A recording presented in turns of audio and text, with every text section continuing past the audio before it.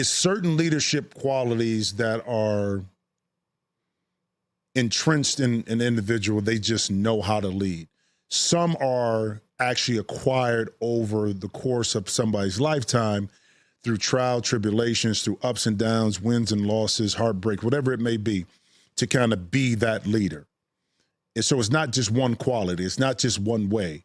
And in the NBA in particular, I look at Embiid's situation and say, when has Embiid ever been the guy to lead a team, to carry a team on his back coming up? And I think that's very important because that builds the scars, that builds the mindset, that helps you understand what it takes to make you a great leader.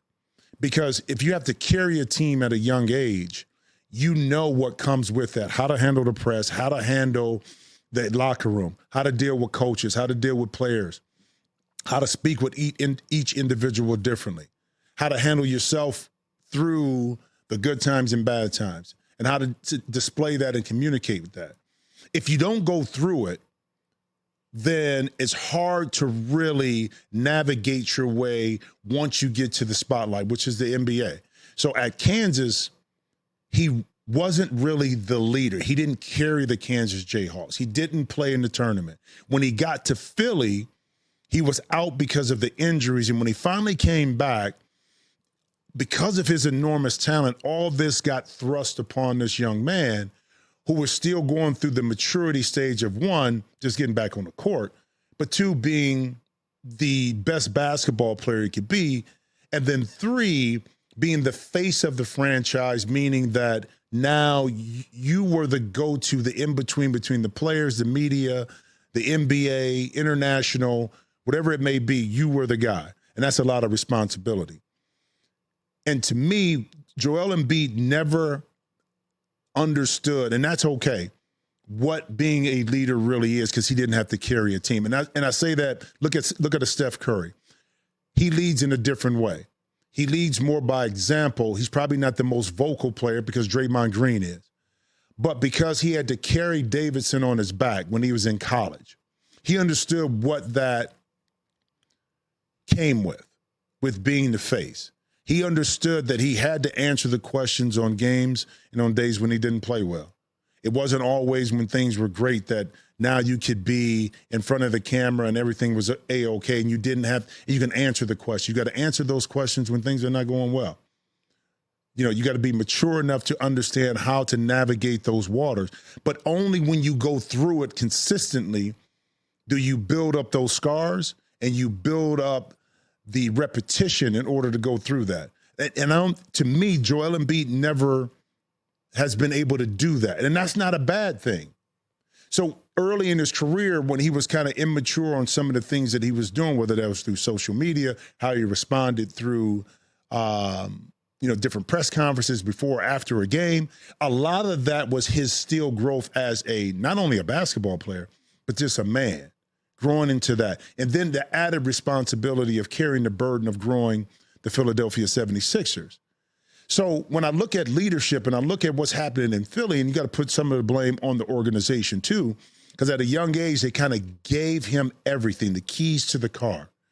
So at that time, you were able to develop some bad habits on decision-making, okay? And if you don't correct those decisions or have somebody there to help correct those are going to manifest and grow into something else. And why I say that is because we're looking at Joel Embiid to be the ultimate leader, but maybe that's not his calling card, and that's okay. Just because he's the best player. You can lead in different ways. There's always a comparison between Nikola Jokic and Joel Embiid. Who's the best? I don't think it's a difference. They're both great at what they do. They lead different. Nikola Jokic leads a little bit different. His self-accountability has been there in a couple ways. This year, when they started off bad, not shooting, he called out his team and himself saying that they need to do better, shoot better, get better. But also, let's go back to COVID. Right during COVID, before the bubble, he made it a goal of his, one, to drop the weight, because he understood that in order for him to be the best player that he could be and also help the Denver Nuggets, he needed to lose weight. And not only did he lose weight, he kept the weight off. That's a form of leadership, okay? So 3 years later, you have 3 MVPs, you have, I think, a finals MVP, you have a world championship, all of these accolades because of that one decision to say, I gotta be better. And he led by example, and he's continuing to do that by keeping the weight off.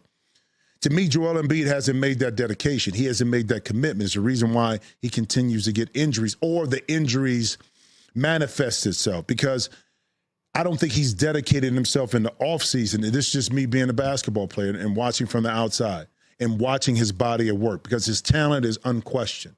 I don't think he's been in the best shape. I don't think he's dedicated himself to diet, to off-season workouts, to dropping to 20, 30, 40 pounds, to alleviate the pressure on his lower extremities, to take the top-heavy weight off, to relieve the pressure on his legs.